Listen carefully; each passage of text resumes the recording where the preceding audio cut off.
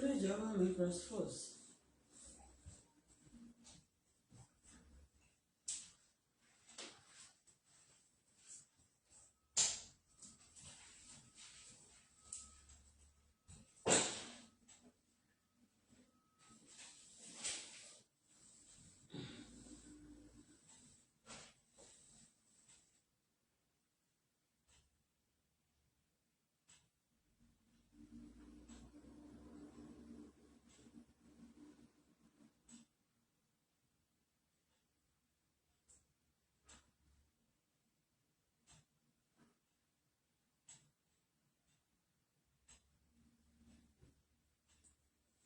Tu le llama mi crossforce.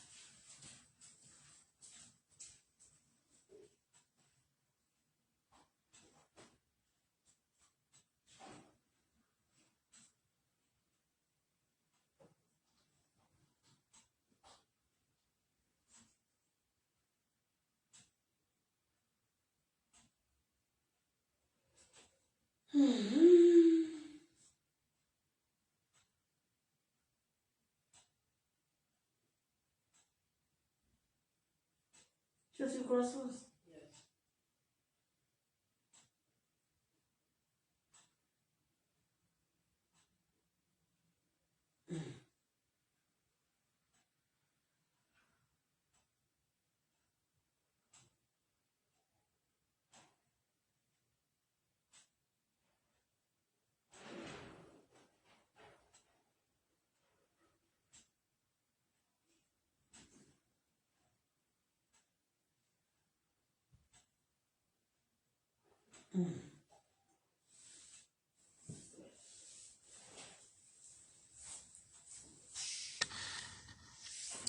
Good evening.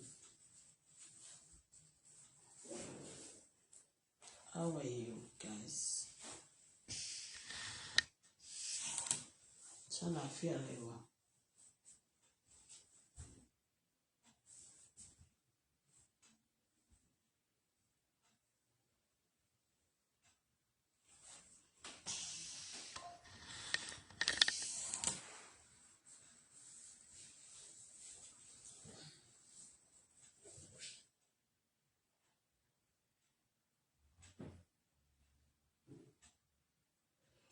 Quickly, let's talk about security. I just let's pray first. Heavenly Father, eternal comparative, we thank you, we worship you, Lord, because of God. Nobody like you from this one to son of the videos. That I will glorify forever in Jesus' name. I cover my darling daughter, myself, and all my well wishes all over the world with the blood of Jesus Christ. All my well wishes, my husband, I cover them with the blood of Jesus, oh Lord Jesus, I control. Father, Lord, please have mercy upon us. I want to speak, Father, speak through my mouth. Take total control. The word of my mouth shall save life. In Jesus' name, don't destroy me. For this, any man or woman that wanted already planning to deal with me right now, to wage war against me, Father, please raise your standard against them. Father, have mercy upon me, Lord. Have mercy upon my daughter. Have mercy upon my husband. Take total control. In Jesus' name, I pray. You're welcome to this platform with me. I want to talk to you about security, being security conscious, okay? I think let's talk about insurance. It's good to be security conscious, okay? Be security conscious, and I had a news today. Please, um, like I want to have an holiday from on Facebook, so I won't be coming like regularly like that. So I have a story, but it was late, not quite long, about maybe 2 hours ago, about things that happened, an incident that happened in Ibadan yesterday. I mean today. To go who made me. Yesterday, after I saw the events, they tagged me about they tagged me in Naomi, the former Olori of Ile-Ife, or I don't know, maybe so. Let me call her Evangelist. So yesterday I saw it on Kokoro Latte. I saw her for the adverts having an event. What after? It's not live. I think the record was it. I think so. It was posted. Was it about 2 hours later? I saw it. So it wasn't immediately. So and when I look at that, the moment I saw that, I was still praying that yesterday. I want to that yesterday actually is because I don't feel like talking this time. I mean this time around. I want to come out and tell you, I mean, there should be security conscious. I was thinking that, what came to my mind first, I say a lot of children are going to be missing in this planning, this event coming out tomorrow.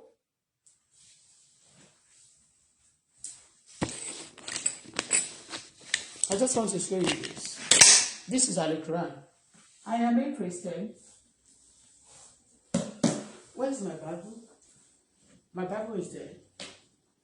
For me, and the set of things to mo pray from God. I will just pray. A lot of children will go to that event and they will not come back. A lot of events, children will go to that event and they will be missing. Okay? So, this few hours ago, I saw that. Let me tell you something. A lot of people, they'll be telling me, I will teach you lesson, so you not put your mouth in people's matter. If anybody want to be waging war against me on this planet, I'm not talking, it's not because of what people will do to me. It's because of a personal reason. Okay? And when anything that concerns life, me, part of my project and part of my program is say no to killing. I don't like killing. Even elderly people, talk less of little children. I know something is going to happen. And let me tell you, ritualist is in our system in Nigeria. In Yoruba land, ritualist is in existence.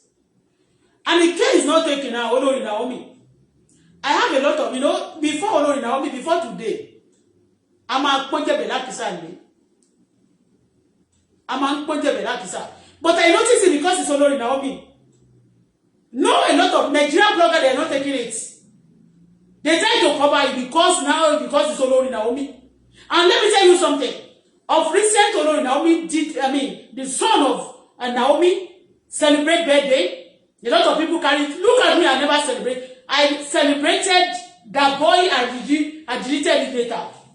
You know why? Best for me, it's not because of the mother, not because of the father, but some people protect their own children and they waste other people's children. It's obvious. You understand? Because I didn't do that, I comment happy birthday, but in you, based on the platform, a lot of people are angry. They attack me and my children also because of that. Let me tell you, I want to stop there. I don't want to go for that like I don't want to go deeper. Okay, but ritualist is in the system. Let me tell you, I have a lot of story of Olori Naomi. Nobody should go. Because anybody go do her mommy. So because there was a time this time I go put it on social media. Case of Naomi Konwa, Nipa Mokon. Oh God. Let me just forget about that. Now I want to tell you about security. I have a lot of stories And me, too, stories. I have a lot of stories and some that are not stories. But when we are talking now, they'll be sending some people in system of this state to be torturing me. Okay? And just for somebody to shut up, no, for the truth not to be told, and for the truth not to be said. Little children, now about 30 children, every blogger, every blogging idiot, wọ́n gbé chat yẹn. Ọmọ àlè lẹ́ni tí ò ní gbé. Ọmọ àlè ni ẹni tí ò ní sọ̀rọ̀ nípa ẹ̀. Bẹ́ẹ̀ni. 30 children. Apart from that 30 children, wọ́n ló ti kú yẹn o. Àwọn míì máa ti wà. Ṣé accident ló ṣẹlẹ̀ sí wọn? Ṣé wọ́n kọlù wọ́n bẹ̀ ni? Kí ló ṣẹlẹ̀ gan? They are not giving no details. They should tell us what really happened. And again, let me tell you now, little time you will see Olori now. You will see big gigantic church. You will see gigantic church will be built. Auditorium. You will see very soon that gigantic, yes, will be built for her. When you are talking now, they say you are jealous. We are not jealous, but part of my mission and part of my ministry is say no to killing. I say no to killing. I said no to killing. I said no to rituals. I said no to bullshit. So if you see this, I'm not in the position. In fact, I'm not in the mood. I don't want to talk. That is it. But now suddenly, they want to give 5,000.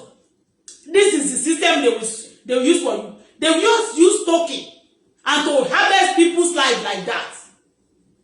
Let me just tell you this. So, if you want to have events, maybe Nigerian government should try to implement this for safety, because the ritualists, they will never admit that they are terrorists. Yes, when you say it now, people will just waste people's life. They don't have plan for it. They will just call about 5,000 children. They call children and they will promise them little thing. When you actually just come with your children, come and take the 5,000. They will call them into an event and life will be lost. Little time when my resource you will see big auditorium will be built. When you are talking about they say she's jealous of them. If you see what day, ní junction tí mo dé, tó bá ní kí má sọ̀rọ̀ mọ́, ó ti tó bẹ́ẹ̀ ó jù bẹ́ẹ̀ lọ. But mi ò lè rí àwọn ọmọ kékeré kan máa waste ayé àwọn ọmọ dànù kí má ní mo sọ̀rọ̀. Because part of, you can see me that part of my mission and my ministry is say no to killing. If those people who want killing, who love killing, they won't say anything. But because ọmọ kékeré ni àwọn tó kú wà tó lọ sọ báyìí, everybody mutes. Everybody shut up. Because it's only Naomi or what?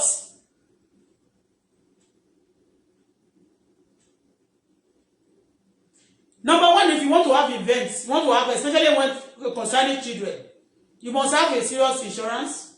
The place you're using have insurance.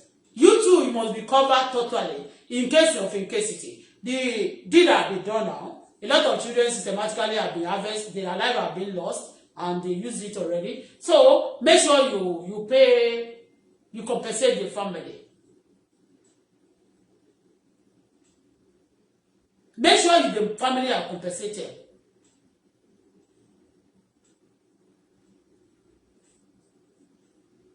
And again, you know what? If you're having a program like that concerning children, even concerning adults, not adults, security first, that is spiritual security. As a child of God, you must commit everything to the hands of God. There must not be a casualty. At the back of Jesus Christ, in the meeting, Jesus had a many meeting. The Jesus that we followed, that we preach, that you guys preach. I preach Jesus too. But everybody, you know what? Jesus had a lot of meeting. There was no casualty. Jesus called people to come and, for spiritual clinic and physical one. All of them, they go to Jesus, but only Jesus share his blood. And it was a mistake. Every time, the multitude surrounded Jesus Christ and they died. I've never heard that. I want to perish. I want to let me issue. But for children, for people to be building auditorium, for people to be having children, children program, and then 30 children, and more than a lot of them also are still in the hospital. And none of Yoruba blogger talking about it because it's Olori, it's only wife, ex-wife, or wife. What she lè jẹ́ wife because her team ain't too fancy. Or what? The other day, birthday. They said she does. I don't celebrate that. I don't celebrate Tadenikawo. I celebrate Tadenikawo when before she arrived. I pray for Tadenikawo. I even supported them, both the father and the palace and the wife and the mother, everybody. But if you want to say something, immediately bad to be a more continue bad. To the people want to be destroy others, to be believing that prophet died, come on, also want the jalan, it's not to me. It's not good. I don't like it. So systematically, I want to be our best. Want to have best. I want to. Allah, let my Bible. Bible, money Bible and Quran. Bible wà lórí iṣẹ́ àmẹ́rin. Mo rí ní kìí ṣe pé mo lálàá o. Lé àná bí mo ṣe ti rí báyìí lọ́dọ̀ kọ́kọ́rọ́ alátẹ tó ń tàgì mi. Tó ń tàgì mi. Aṣọ ibi gbogbo máa wọ aṣọ tó délẹ̀ báyìí tí wọ́n máa ṣe pé kíní. And wọ́n máa ṣe program. Your security, you have to be security conscious. Security is number one. If casualty must not be happening. If the casualty happen to anytime if you're a pastor and every time you're having an event, let you lost like that, you were spiritual. You were ritualist. Okay? You were ritualist. Me, I say no to killing. If you want ever, Timothy, if anybody tag me, I will curse you and I will block. I don't want to say anything at the junction. I will open my mouth. And if I open my mouth, if I should open my mouth, I don't want to open my mouth. Oh, please see. Okay? I'm not abusing people. But when somebody is talking about it, it's good. When you expose yourself to the whole wide world. I have a lot of story about Olori Naomi. When you are talking like that, she is jealous. How old is Olori Naomi? That the other time, when Mama Tino, she wouldn't to Mama she ministry. She will be pushing people down like this. She said she have a anointing. Anointing that you don't have to stop your work to remain in palace of Oni or to change Oni. Oni Richard was a Christian before. I don't know the moment he comes to, I don't know. But I don't understand. She was that time since that time married. They'll be pushing people like this. Pushing people. Well, we are not jealous of you. I'm not your so fairly church. Because I'm not a fake person. There is a real pastor and a real pastor. Wow. I'll never see her praying. If you pray, that evil will not happen. If Naomi prayed as a child of God, other people, children will not lose under your administration. And not 1 or 2, not 3, not 4, 30 children. And little time now, you now build a big auditorium. I caution it. Because they know the me. I'm telling you, nobody can. Because they know the me most of me. Because I'm speaking nothing but the truth. 30 children wasted for today. I saw yesterday, I was praying. But now, àbíbáwò mo tún wò mí kan wọ́n ní wọ́n ti kó àwọn ọmọ yẹn tó kú wọ́n ti kó wọn sí mọ́ṣúárì and owó lórí burúkú blogger blood idiot in Nigeria wọ̀nyẹn nobody talking about it. If you don't talk about it, you talk on this social media. Whatever evil they are doing to people, they will do it to your children. You will see. Me torí ẹni tí ó bá ti sanwó lé bí tí ó wà ní tí sanwó lé but ọ̀rọ̀ ọmọ I said no to killing. Part of the iṣẹ́ good thing tí mo ever come over here, kí ni mo ṣe fún yín? How the people that is torturing people like this, they be laughing for them because they are giving them by 5,000 kó kú, by 500 kó mẹ́ni ẹ̀ wá. Spiritualists on this social media. If a Christian, a true Christian, a true child of God, not harvester of souls, no killer of destiny. Olori Naomi is not so ti pé 30 ṣá, kò ti pé tó máa ti pé 30. She said she has been in the ministry for long. Sakama J, you been in ministry, you cause people, children to come and collect 5,000. And you are boasting that yesterday that you want, at least you want to give like 5,000 children, 5,000. 5,000 children so that they can believe that you are having money. But systematically, there's some people, I don't know who you are representing. You must not open church soon. You must not open church soon. Blood suckers. Jesus Christ preaching, a lot of multitude. Jesus no send to us out of Jesus to lost life.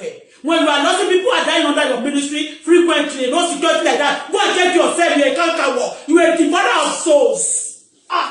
Hey, do I get a gun of that? You say this is too much. What is it? Go. Check out Google or something. 30 children. All of them have been moved because it's the wife of who? Who have now access to destroy others? Who have access to kill children? Who have access to destroy when you are talking? They say it's black man. A black man. Is it a black man? Why can't you bring it out? Tell people now, let the whole world know. Let me just tell you about security. Nigeria should implement this. Okay? Should implement. So if they are using people for ritual, so that they can be getting money. Okay? So if you are having events here, you have organization, you must have insurance. Okay? So I know that if people who have company that have cars, incidents do happen, a lot of casualties do happen, mistake occur at times. That's why security is there. That's why they call it insurance. Security is insurance. And as a pastor, you must have spiritual insurance. Do you understand? Spiritual insurance that God must prevent that casualty. It must not happen to you as a child of God. I'm not mocking anybody, but by their full Bible says you shall know them. Naomi know Bible from Genesis to Revelation. I saw her yesterday when she was coming. She said she just wants to come out in Ibadan. You need 5,000 children. She's going to give them for 5,000 each. How much is 5,000 now? That the children now die because of 5,000. Their mother, ẹlòmíì sí ó lè jẹ́ ọmọ méjì ló máa sọnù nínú ẹ̀, ó lè jẹ́ nìkan ní ọmọ mẹ́ta nínú ọmọ àwọn tó kù yìí. Tẹ́jẹ̀ bá dẹ̀ ti ṣàn bíbẹ̀ yẹn sí systematically some people will now take the blood. Yeah! Some people now systematically there is actually blood on the on the way taking them, they now be using system to be taking the blood of those children.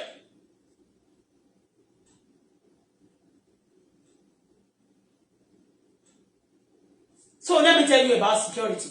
Now Nigeria government should please help us. People of Nigeria government should help us to implement this. If people are having an organization like that, crowd, you want to, they should have security for them. Then there should be insurance for them. Here when you are having like a company, because they are having like a company. Yeah, like a company, they should have security in case of incasity, in case of emergency. Because of this casualty now, things are happening now. They must pay. Because àwọn mọ́tò tó bá lọ wọ̀nyẹn náà, tó bá jẹ́ mọ́tò kan tó bá tẹ̀ wọ́n mọ́tò tó bá jọ ló ní brake fail, àbí kọ̀ọ̀kan lọ ṣẹlẹ̀ sí tán ṣe àwọn insurance wọn máa dúró. These people also having this organization calling, come and eat rice and stake your life and submit your life, come and take your land and bring your children 2 or 3 to die for this. Oh wow, it is real when they give you money like this. Even without you collecting the money, to buy the presence today, it is real. Don't let us lie. I have a lot of story, a lot of things that even happen. When you say it like this, I want to know you, but what they don't promote. They will say that she lied against them. The evil people here because only so bad because it look horror. Things that are happening in our country, especially in Uganda, is horror. So the white people at times they may be doubting whatever we are saying, not believing that we are actually saying the truth because it's all fake. So it should, insurance should cover those. Anybody want to have events, their insurance should be covered. Okay? If nobody have they should be able to pay the family. They should not be harvesting this free. I'm not supporting anybody to harvest anybody free. But now they must have everybody, even churches, for security purpose. The other day, move from one house to the other. You must pay insurance. I pay insurance. I didn't lie. Kini yẹn ti ṣe mí léṣe ní ọjọ́ kan báyìí níbà. Ìkan nínú àwọn kini tó fọ́ yẹn. Thomas said, okay, so that you can get part of it. You may not get total everything back. You can get part of it back. But I'm telling you, Olori Naomi, because my what to go yes, okay, bye. So I know me to buy me. I want to come to Nigeria, Joe. Hey, Joe. Tell about your vehicle from Concuso Nigeria. All these things, don't mama taking your wife because mama had them on you. Mo ti rí pàtó mo sọ pé ritualist at work gbogbo wọn ti ń ṣe wọn ti máa gbọ́nù wọn ti máa lo connection. Those people who are supporting you, they should bring their children out for you to use. All the people, Olori Buku and Co, that are supporting killers, they should give you their children out for you to harvest, for you to use for ritual. Olori Buku, and Olori Buku. Make sure you have insurance. The place you're using, you must insure it before you use it. Churches must have it. Even mosques must have it. When you are saying this now, they don't say, hey, it's not good to go. Hey, how can we be having insurance?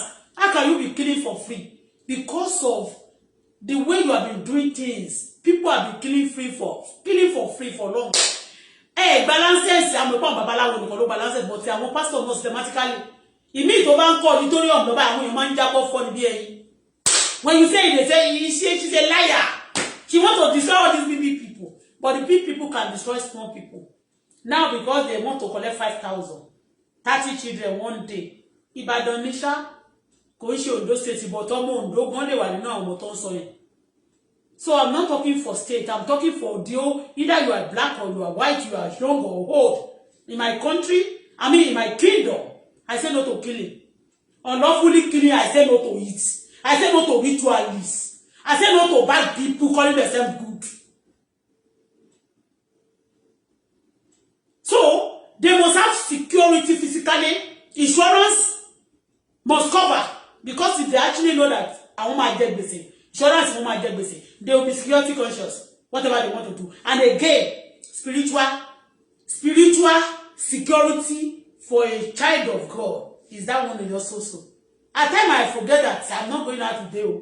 I'll be praying every day. God, all the people going out, and me too. When I'm going today, my children, Unicorn, my husband, oh Lord, protect us, oh Lord, guide us, must not be casualty, must not be evil. The other day, ẹnìkan fẹ́ lọ kan mọ́tò mi lẹ́yìn báyìí. Ó dẹ̀ lọ ń kọ ìwé sí insurance kó fẹ́ gbowó ní. Mọ́tò mi ò bàjẹ́, mọ́tò ò dẹ̀ bàjẹ́. When I'm driving, mi ò sọ pé mo mọ̀ wá o, èèyàn máa ń ṣe mistake o. But can you fẹ́ kó ọmọ 5,000 job because so much share tell it about share because I'm used. That's why a lot of people want to be close to people powerful. If I marry the richest man in Nigeria or in the whole world, I will still maintain my dignity and decency. I must not take love for granted. I must not take people for granted because because apart from our position and the money we are all equal in the presence of God. Nobody have right to destroy others. Let us have this mind. What is the society for? Hear me? Although Naomi no church for now, no auditorium. You can't any auditorium. Even if they ask me not to talk again, I will open another platform and start talking. Okay? I'll be talking. I'll be saying things about you on the YouTube. If you ever have, if they go to bad church for listen, to the auditorium where they come, let you tell them that if you cook, you go see. You coming down yesterday, you want to give 25,000 children for 5,000. So people will see you, oh, she's okay. She's big, she wife of big person. That's it. Oh, Tipe, you are not even 30 years. When you marry to Onirisha, or need that ìtọ́nà máa ṣe ní gbogbo ìfẹ́ yẹn oòrùn ní àgbà yẹn báyìí gbogbo ayé kọ́kọ́ sọ pé a ní kí ni wọ́n dà sílẹ̀ bá ṣe jẹ́ ló tẹ̀ wọlé a pastor ọmọ máa ti àwọn èèyàn ṣubú báyìí wọ́n tó o bá gbé táwọn ọmọ òwèrè kan bá kọjú ìjà ní ìbà ayé ní á bàjẹ́ ìgbà tó ń fẹ́ Onírìṣà ń gbà yẹn you should be a good example. A kà ní mi kárí mo máa ń fẹ́ǹsì náà máa da ẹ̀jẹ̀ sílẹ̀ náà máa ní mi tó máa da ẹ̀jẹ̀ sílẹ̀ náà máa ní kí n tẹ̀ wọlé for what? Because you want to just have the name of Oni. You have started your 419 from beginning. From youth, no ti bẹ̀rẹ̀ 419. 419 tó bá ti láwọn èèyàn tó bá ti ní wọ́n straight bá mọ́ pa. Ẹyọ, wọ́n ti bẹ̀rẹ̀ 419 nìyẹn. As a child of God, man, mo bèrè pé kí ló máa lọ ṣe tó bá jẹ́ pastor tó tọ́ ni ẹ́, kí ló máa lọ ṣe tó máa tẹ̀ ẹ̀jẹ̀ wọlé fún ẹ, because want to have the name, you have the name now. O ti kúrò ní ọba yẹn náà sí. Bẹ́ẹ̀ náà lè máa sọ pé àwọn máa fẹ́ orí adé kábíyèsí o ní àwọn wèrè kan máa ṣe kábíyèsí fún nonsense. Well, let me see you, maybe I will do kábíyèsí for you. Kábíyèsí kọ́ kábíyèsí ni. Come and see me, let me see you face to face, maybe I will do kábíyèsí for you. Kábíyèsí kọ́, kábíyèsí my foot. You say you are a Christian, you are a pastor, you are a preacher. And now you call 5,000 children to come and collect 5,000. And 30 went once, and another somewhere in the hospital. And you are a preacher, or you are a killer, or you are ritualist. I don't understand. You are a ritualist, let me just call you, let me call a spade. You are a ritualist, coach you law. Oh no, now I'm not queer. Coach you law. See, I take a people back to the black money, my jewel, to coach you down. Ritualist, yeah. But not to say, want to talk, but you update. Want to work, go to my wallet, I don't know, yeah, we're ready. To anybody, my soul will come by. My follow you for you to bellow, yeah, we're ready. Every ritualist in Nigeria is a terrorist. Everybody I've ever seen using people like for ritual is a terrorist.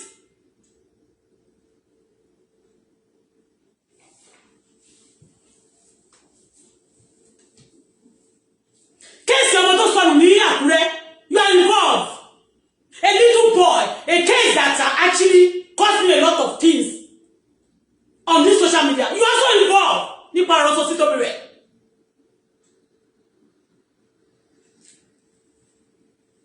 are not up to 30 years, up to date.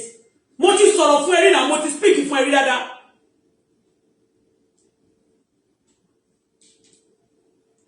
Mo lọ bí kan jọ yẹn. Tó bá ti bẹ̀rẹ̀ náà, àwọn gbé Bible dání, àwọn ọ̀ṣọ́ tó dẹ́lẹ̀, a máa ti gbogbo èèyàn ṣubú. Then we push people, a máa ti wọ́n ṣubú. Àti ọjọ́ ìbá mo kò wó pé ilé. Tó bá lè sọ̀rọ̀ lórí media ń sìn, a lot of thousand in a minute. Only what 300,000. And won't be 30,000 if you like to see. Fake! You're fake, you love too much fake. And if you want to fake things, you want to fake like that, you don't fake, you don't use people's life, other people children to play gamble. Look at it. People watch me, they look at me, they notice it, that I'm not, they say, hey, you hate people children. I say happy birthday to people that I know their children, their source. I don't want people to destroy that. I'll start carrying somebody because sickness.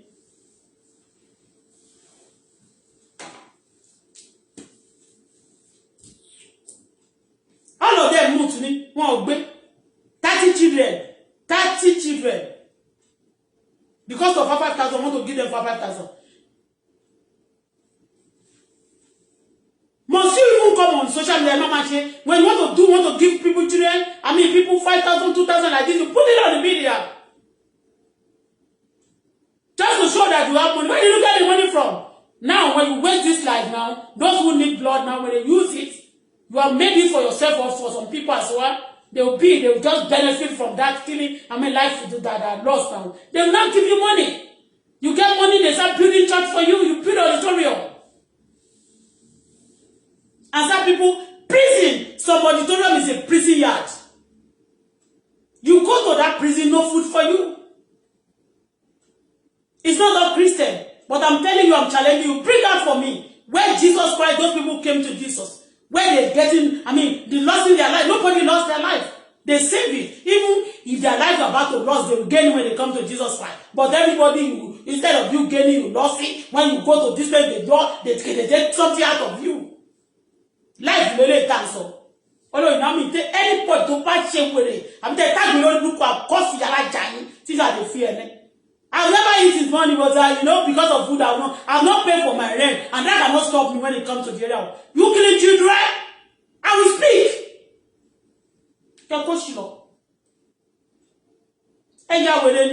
And anybody that will rise against me in this system, the Lord will destroy your children as they destroy other people's children. If you rise against me anywhere, God will destroy you. So make sure you have your security. The Nigerian government will implement this If they know that if anything happen in their church and they're actually going to pay, they will be security conscious.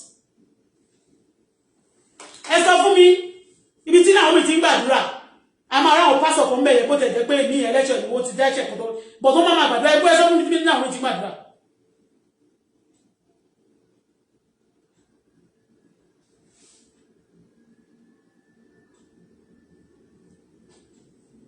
Bó bá tiẹ̀ wá ń ṣòwò sí ìpọ́n gbàdúrà.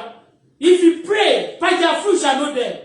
If you're a prayer warrior, if you're a person like that, don't shake when you are just a kind, just want to show. And develop polo, okay, work, but no shake. Charity for 5,000, go back one more. 5,000 people, yeah, that's the target of Naomi. 5,000 people, yeah, Shengo. But my parents won't know my one. What is the member? Now, my rice, gari, toti badje, and one little thing, on my free. When your mama fear, I guess I when your mama feel. That's it. Trust me.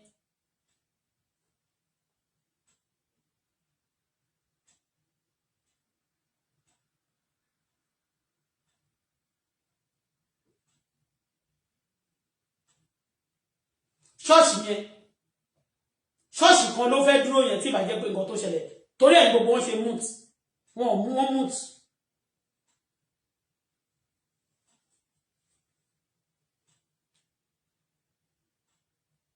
Say no to killing.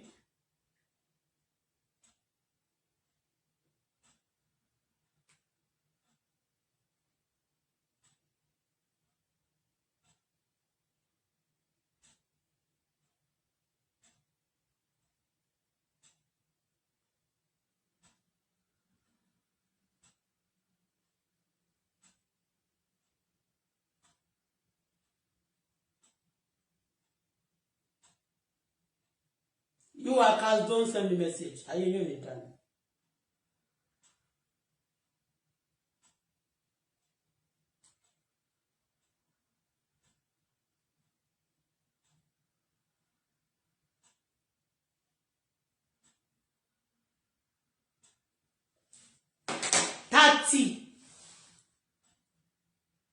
30 children.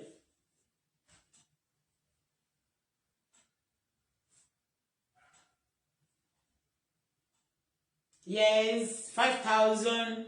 Yes, we can care for more than 5,000. 5,000 times 5,000 times 5,000. That's about, that's not 25 million or so. Kò ṣiṣẹ́ rí láyé o. Kò ṣiṣẹ́ rí o. 419 ni. And àwọn kan Nigeria government, àwọn kan náà tuntun máa ń dìde tó yẹ pé all the charity now that are using people now, they are avoiding their money. Everybody want to be a charity organization now. Charity, when you are a charity organization now, I don't understand though. Yeah, you talk about money open charity. They want something for me. What your mama audit, what your mama verify, what your mama say, go they but Nigeria just take things for granted. Exactly, security one more. If you call yourself a child of God, tó bá lówó púpọ̀, tó bá lè jalè nìyẹn, ṣùgbọ́n kò ń ṣẹ̀ṣẹ̀ tó pé mi ò lè jalè táwọn ò bá dẹ̀ tí n bá dẹ̀ join group of àwọn evil, they will not give me money, okay? But you must pray to God that anything, anybody coming around you, nothing evil must happen to them. Ó ti yé? Lára àwọn kan tó máa fi verify ọmọ Ọlọ́run ni. Pay by their fruit you shall know them. All the people coming to Jesus Christ, but láti jọ́ tí mo ti ń ka Bíbélì, tí mo ti ń ka nípa Jésù ni, mi ò ráwọn tó wá tí wọ́n ṣọ́nkú lọ́nà, wọ́n ṣọ́nkú wájú Jésù. Èyí tó bá di tí máa lajú. Àwọn tó bá sálọ tó bá sálọ, àwọn tó jẹ́ kó lẹ́mìí èṣù tó bá sálọ, kì í ṣe wájú, kì í ṣe present there. Ó dẹ̀ sọ pé in the presence of the Lord there is a fullness of joy. Kò sọ pé in the presence of God, níbi tí ọmọ ẹni tó sọ pé òun ọmọ Ọlọ́run, tó sọ pé òun olórí náà, omi tó sọ pé evangelist ṣílẹ̀kùn ọlá lòun. A lot of sadness are there. Let us resemble what we are preaching, and let us look at what we are telling the whole world. Like me, in my own kingdom, in my own ministry, I say no to killing. So killing happened today. For the 5,000 you want to give, for 5,000 children coming, 30 children, and some are in the hospital. 30, and nobody, Nigeria blogger, those bloody idiots, they are not carrying it. They can bully me, they can bully others. I remember Timoto, sorry to say this, Moto Alaji Aliko Dangote has insurance. If he maybe driver go koja, abi go shele, that happen to driver so. This Nigeria will be carrying, they be talking like this. But to get me, I want to be going. I have to be going. Say no to killing you. Say no to killing. Although Naomi, make sure go back to kuye. Compensate them. Okay? Compensate them. I am a Christian. And a corner Yahoo Dangote, many o. Yahoo Dangote, it is a will me, but it's a will. My husband is stingy to me. Yeah, I'm a ritualist, you know. Once of them, one fake you are prudent, won't come in me. She prudentility in my soul. Usually, imagine or it's not a funny thing. So, this platform today, okay? So, sorry, let me be going for now. Olo Naomi.